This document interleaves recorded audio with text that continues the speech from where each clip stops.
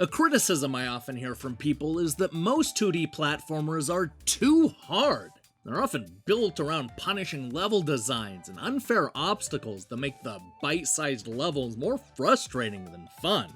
Well, you won't need to worry about any of that in Mekabolt, because this new side-scrolling action game goes the complete opposite direction. Instead of putting up a challenge, I ended up beating most of the 100 stages on my first try. It's cute and it controls well, but Mekabolt is the easiest 2D platformer I've played in a long time.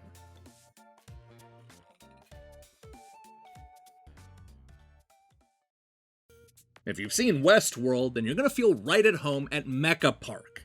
This is a theme park on a tropical island that has managed to find a harmonious balance between robots and nature. But when the control center batteries go missing, the robots turn on the island and fight back against the humans. You play a purple-haired woman with a plan. She's gonna use a specialized gun called the Mekabolt to track down the missing batteries and keep the popular tourist trap from becoming the next Jurassic Park. Now, for those of you who have never actually shot a Mekabolt, it's basically a way to interact with the robots without blowing them up. A single shot will usually disable them for a short amount of time, giving our overworked technician more than enough time to avoid them or even use them to her advantage. Each type of robot has its own purpose, which can include everything from being a bounce pad, to shooting helpful arrows, to blowing our hero into the air with a gust of wind. In other words, you're gonna need to step on a few robots to collect all of the batteries. Look, I get it. 100 stages may sound daunting at first, but you'll have no problem breezing through the game in about an hour.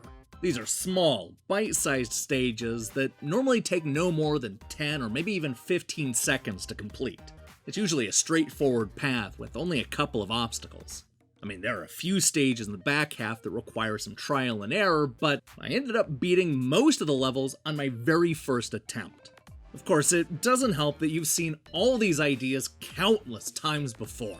The obstacles are a laundry list of platforming cliches, including disappearing blocks, falling spikes, floating platforms, exploding floors, moving boulders, lava pits, and even teleportation. I suspect that this is at least part of the reason why I had no problem speeding through the game in a single sitting. It's not that I had seen all these stages before, but I might as well have.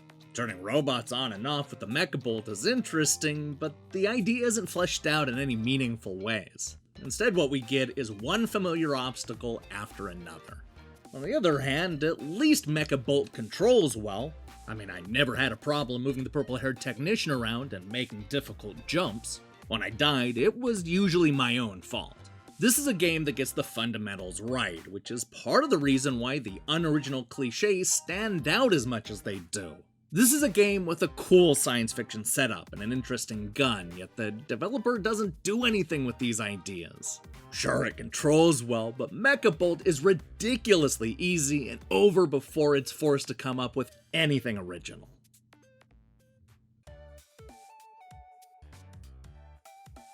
If you've never played a side-scrolling platformer before and want to ease yourself into the genre, then Mekabolt may be a good starting point.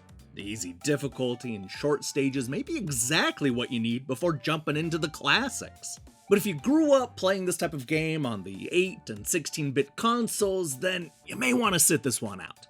The 100 stages are too simplistic for their own good, and the lack of challenge nearly put me to sleep. Mekabolt controls well and has an endearing presentation, but it's over too soon and is instantly forgettable. This is not for veterans of the platforming genre. Hey, thanks for watching our review. If you liked what you saw here, then you should know that we post new reviews and features almost every day. Now here's the question I have for you. What is the easiest game you've ever played? It doesn't have to be a platformer, I'm just talking about games in general. Let me see what you come up with in the comments below. In other news, I'm currently hard at work on a review of Decay of Logos on PlayStation 4. And the even bigger news is that tomorrow brings the official GamePro IQ test. That's right, it's a 100-question quiz that was printed in a 1992 issue of GamePro. We're going to be starting that tomorrow, so promise me that you're going to show up. I also want you to click that subscribe button and support what we're doing here. Until then.